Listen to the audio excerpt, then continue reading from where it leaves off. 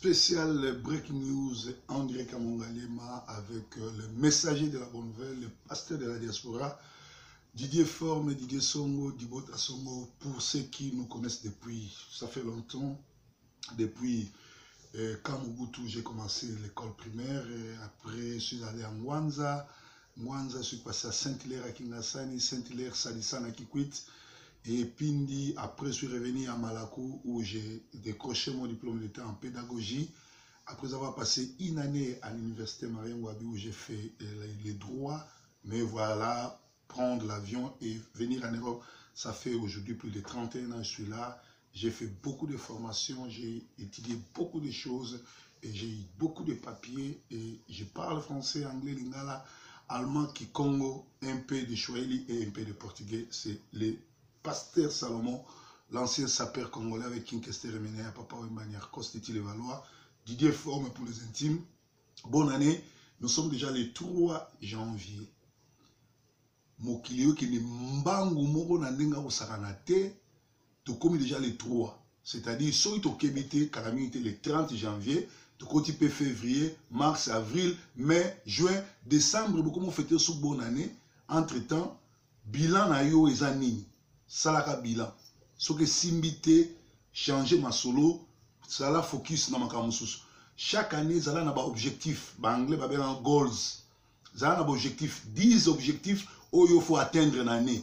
Parce que banama yebere, bazo fete ka bonne année, ba ajezo poussana, liwa peso qui ne peut ni mais, ba idéologie vraiment nenge tout ba ya poto et le côté.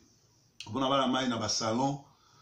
Bakoma na baonga obeta masolo za na mikilio ya luka na kini ba otangelo mikolo yo a okoma no beta masolo na ba salon okoma no ba kwiti okoma no solo a lotoko ba msuku tu bomona pesa la ba 10 jours à sokola raté mais wa mikiliste dozo que ça va te sonner biso to a rappeler que il faut ça là objectif na yo koluka ko atteindre objectif na yo ko ça la bilan ya année passée et tala ce que simba qui continue ce simba été changer banzela.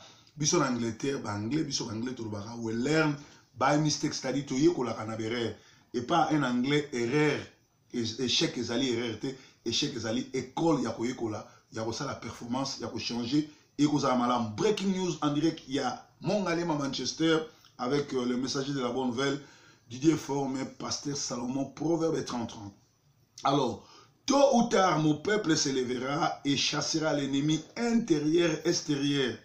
Ça, c'est la prophétie de Patrice Emery Lumumba qui s'accomplit.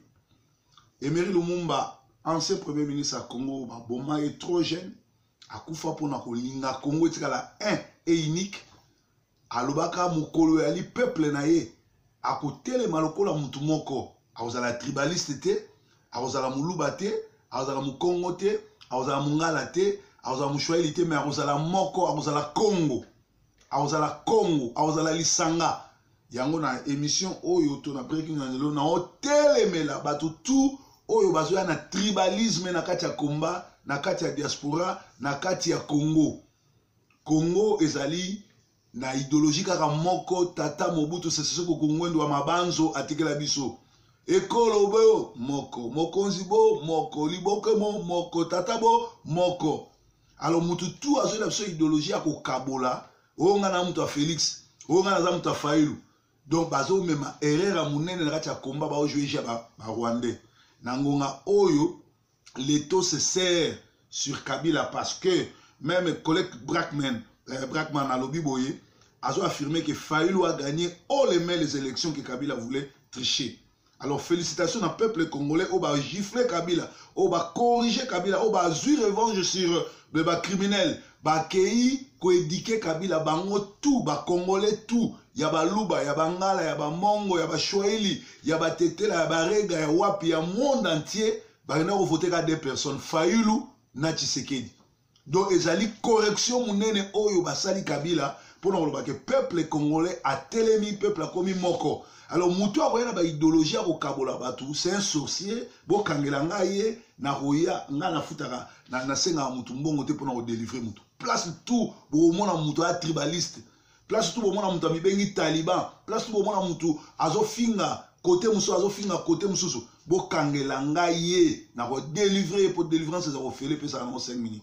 donc toza na tango ya unité parce que lobby na hôtel Kempinski na Kinshasa sous l'égide de l'Union européenne na SADC basangisaki nanga oazoninga autriche élection na Shadari basangisaki Fashi Félix Tshisekedi na le président élu Fayulu basali réunion bayebisi nanga apesa résultat oyo peuple congolais a votaki kaka vérité.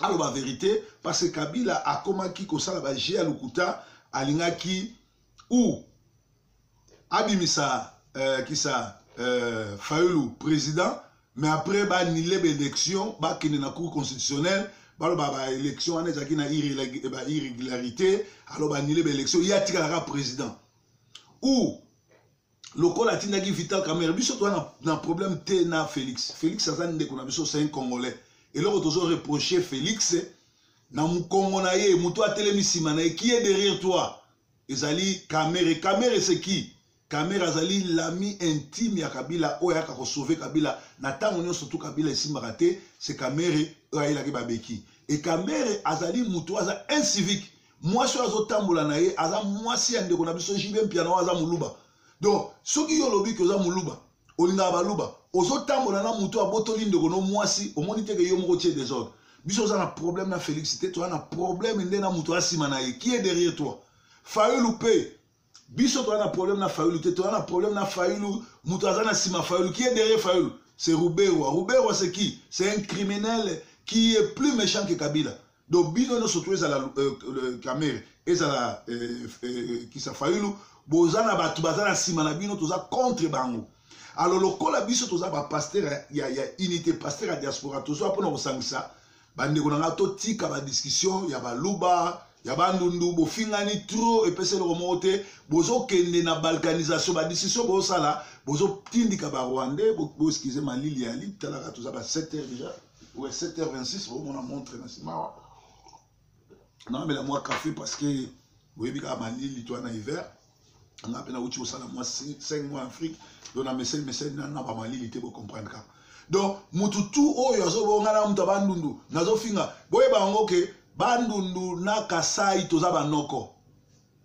et puis singa famille et benda na kamikata na ate donc mutu moko ye la biso ba idéologie te ke yoza mutu bandundu finga muluba yoza muluba finga eloko oyo nazo pesa ngo conseil ngana zaka na katikati bato ba yebi avant na za la pasteur bato ba yebi finanga na bala muluba na même na poto lelo azo hollandaise za en Hollande bato ba yebi jili place wali bonani donc to sangisa ba ikolo bandundu na Kasai tozali batu moko dai congolais nyoso tout batu moko na pouvoir ya Mobutu asangisa ba congolais ngana na bana barega na bana ba mongo na bana ba luba na bana ba donc c'est à dire que